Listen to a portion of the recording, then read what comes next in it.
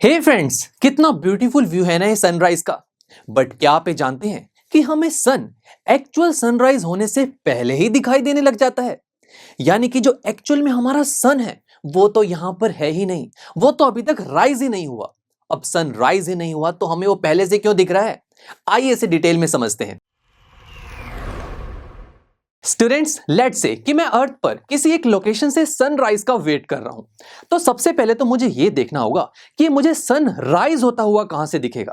इसके लिए मैं अपनी आई से एक स्ट्रेट लाइन को ड्रॉ कर लेता हूं। अब दोस्तों, इस लाइन से ऊपर के जो भी ऑब्जेक्ट्स होंगे वो मुझे क्लियरली दिखाई देंगे ना, बिकॉज वहां से आने वाली लाइट इजीली मेरे आईज में एंटर हो सकती है।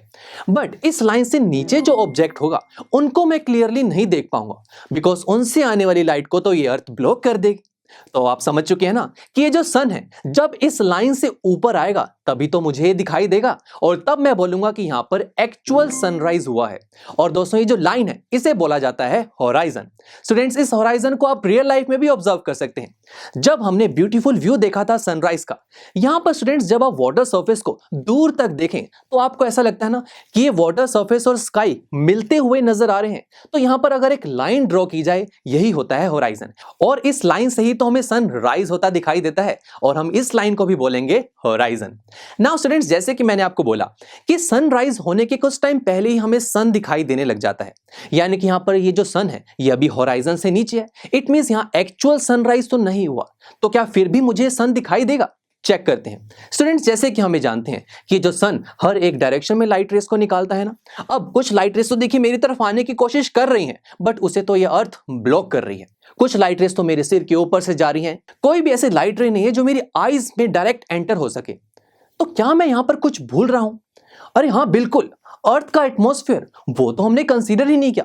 तो देखिए, जैसे कि हमें जानते हैं कि अर्थ के एटमॉस्फेयर में बहुत सारे गैस के मॉलिक्यूल्स होते हैं, यानी कि एक डेंसर मीडियम होता है। तो स्टूडेंट्स, अब जरा उसी लाइट रे को एक बार दोबारा से कंसीडर करते हैं जो मेरे सिर के ऊपर से जा रही थी। तो देखिए, अब अगर जैसे ही मैंने अर्थ के एटमॉस्फेयर को कंसीडर किया तो ये लाइट रे ऐसा लग रहा है ना कि इस अर्थ के एटमॉस्फेयर में एंटर होना चाहती है। तो इस पॉइंट पर क्या होगा? लाइट का मीडियम चेंज होगा। लाइट पहले स्पेस में थी, वैक्यूम में थी, क्या वहां पर कोई गैस के मॉलिक्यूल्स होते हैं? बिल्कुल नहीं। अब लाइट रे हमारे अर्थ के एटमॉस्फेयर में एंटर होना चाहती है जहां पर गैस के बहुत सारे मॉलिक्यूल्स हैं। यानी कि ये जो हमारा अर्थ का एटमॉस्फेयर है ये एक डेंसर मीडियम होगा, और जहां अभी लाइट ट्रेवल कर रही है वो एक रेयर मीडियम होगा। और हम ये जानते हैं जब लाइट रे रेयर से डेंसर मीडियम में एंटर होती है तो वो नॉर्मल की तरफ बेंड होती है। और जरा देखिए, ये लाइट बेंड होकर डायरेक्ट मेरी आईज में एंटर हो रही है। अब दोस्तों, जब ये लाइट मेरी आई में एंटर होकर ब्रेन के पास जाएगी तो हमारे ब्रेन को थोड़ी ना पता है कि ये लाइट एटमॉस्फेयर से रिफ्लेक्ट होकर आ रही है। उसे तो ये लगता है कि ये लाइट कहीं स्ट्रेट लाइन में चलती हुई आ रही है। तो हमारा ब्रेन इसे पीछे की तरफ एक्सटेंड करवा के देखता है, अरे जरा देखिए, ये जो अब सन बन रहा है ये होराइजन से ऊपर ही तो है, तो ये सन हमें दिखाई देता है, ये सन हमें हमारा ब्रेन शो करता है। बट क्या यहां पर एक्चुअल सनराइज हुआ दोस्तों? नहीं, एक्चुअल सन तो अभी भी होराइजन के नीचे है, बट एटमॉस्फेरिक रिफ्रैक्शन की वजह से हमें जो सन है वो सनराइज होने से कुछ टाइम पहले ही दिखाई दे रहा है। और दोस्तों, जब ये टाइम कैलकुलेट किया गया तो ये हमारे पास आया 2 मिनट्स। यानी कि सनराइज होने से 2 मिनट्स पहले ही हमें सन दिखाई देने लग जाता है। और इसी फिनोमिना को बोला जाता है एडवांस सनराइज, बिकॉज सनराइज हुआ नहीं और मुझे 2 मिनट पहले ही सन दिखाई देने लग गया, तो मैं बोलूंगा ना कि मुझे तो एडवांस में ही सन पहले से दिख रहा है। अब दोस्तों, मजेदार बात तो यह है कि यह इंटरेस्टिंग चीज सिर्फ सनराइज में ही नहीं, सनसेट में भी देखने को मिलती है। आइए उसे देखते हैं। दोस्तों, सनसेट के बाद क्या होता है? हमें सन दिखना बंद हो जाता है। इसका मतलब यह है कि जो सन है यह होराइजन से नीचे चला जाता है। जब यह सन होराइजन से नीचे जाएगा तो हम इस चीज को बोलेंगे कि यहां पर एक्चुअल सनसेट हुआ है। तो चलिए मान लेते हैं कि एक्चुअल सनसेट हो गया, ये सन इस होराइजन से नीचे चला गया। बट स्टूडेंट्स, इंटरेस्टिंग चीज तो ये है कि सनसेट यानी कि एक्चुअल सनसेट होने के बाद भी हमें कुछ देर तक ये सन दिखाई देता है। वो कैसे? अब ये सन जब होराइजन के नीचे चला गया है तो सन से तो हर एक डायरेक्शन में लाइट रेस निकल रही है। कुछ लाइट रेस देखिए अर्थ के एटमॉस्फेयर से रिफ्रैक्ट होकर मेरी तरफ आएंगी ना।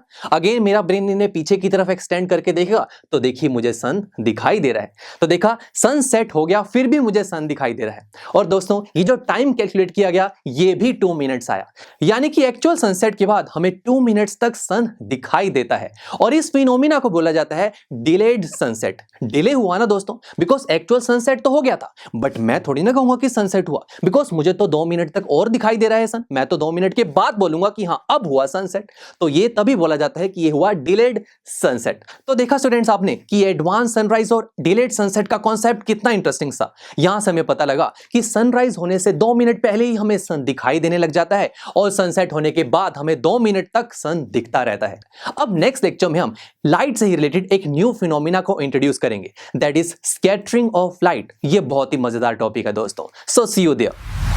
आई एम श्योर स्टूडेंट्स आपको ये लेक्चर काफी पसंद आया होगा और ऐसे ही मजेदार तरीके से अपने हर एक कॉन्सेप्ट क्लियर करने के लिए डाउनलोड कीजिए PUStack ऐप को, जहां पर आपके पास और भी बहुत सारे ऑप्शंस होंगे, जैसे कि back exercise solutions, tip videos, sample papers and much more. So what are you waiting for? Download the app now.